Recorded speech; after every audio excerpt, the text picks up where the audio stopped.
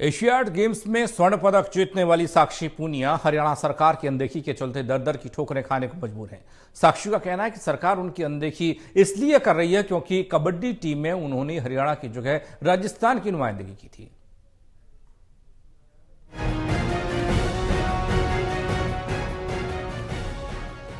साक्षी पूनिया गोहाना के बीजपड़ी गांव की है। अक्टूबर 2023 में जब चीन में एशियाड हुआ तब साक्षी राजस्थान पुलिस में सब इंस्पेक्टर थी।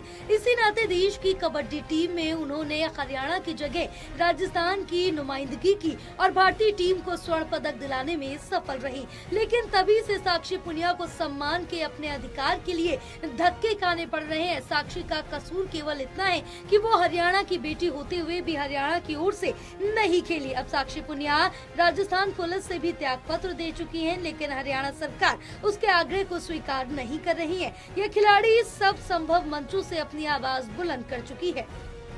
मैं कबड्डी के international Arjun awardee, Bhim awardee खिलाड़ी हूँ। अभी दिक्कत ये है, मैं एशियन गेम्स की गोल्ड मेडलिस्ट हूँ जो अभी चाइना में हुआ था एशियन गेम्स 2023 में। और सभी बच्चों को मेडल लाने के बाद वहाँ से एक फंक्शन किया गया और कैश अवार्ड दिया गया हरियाणा सरकार द्वारा। और हम 3-4 बच्चे हैं जो अदर स्टेट से खेले थे, तो हमारे को अभी तक कोई कैश अवार्ड नहीं दिया गया और न ही कोई सुविधा दी गई। और जो बच्चे रेलवे से खेले थे, सर्विसेज से खेले थे, उनको सारी सुविधा दी गई जो और बच्चों को दी गई थी। अगर रेलवे वालों को, सर्विसेज वालों को आप ये सारी सुविधा दे रहे हो तो फिर हमारे को क्यों नहीं? रेलवे भी अदर हो गया और सर्विसेज भी अदर हो गया, हरियाणा तो नहीं है वो। अगर आप ये बोल रहे हो हम हरियाणा वालों को दे रहे हैं तो वो रेलवे और सर्विसेज हरियाणा में थोड़ी आ गया, वो तो अलग ही हो गया। राजस्थान सरकार साक्षी को इसलिए सम्मानित नहीं कर रही क्योंकि साक्षी का डोमिसाइल राजस्थान का ना होकर हरियाणा का है। साक्षी के पास ऐसे मामलों की लंबी लिस्ट है जहां दूसरे प्रदेशों का प्रतिनिधित्व करते हुए पदक जीतने वाले हरियाणा मूल के खिलाड़ियों को प्रदेश की सरकार ने पलकों पर बिठाया।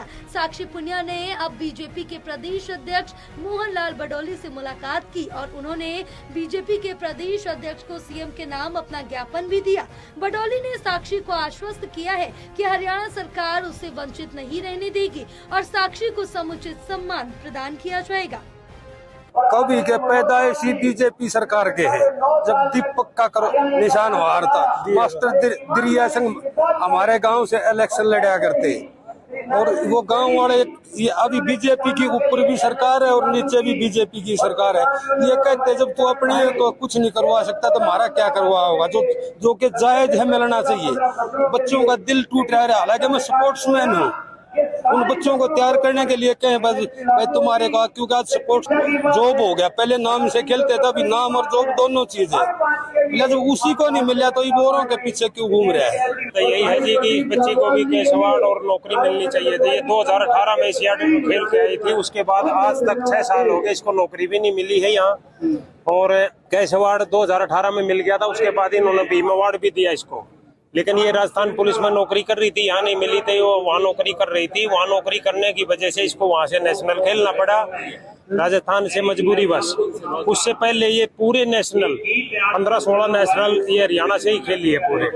अब वो नौकरी वहाँ कर रही थी तो वहाँ से इसको करना पड़ा। तो हम तो सीएम साहब से यही रिक्वेस्ट करेंगे जिस प्रकार और बच्चों को भी आपने दिया है, दे सकते हैं सीएम साहब इसको।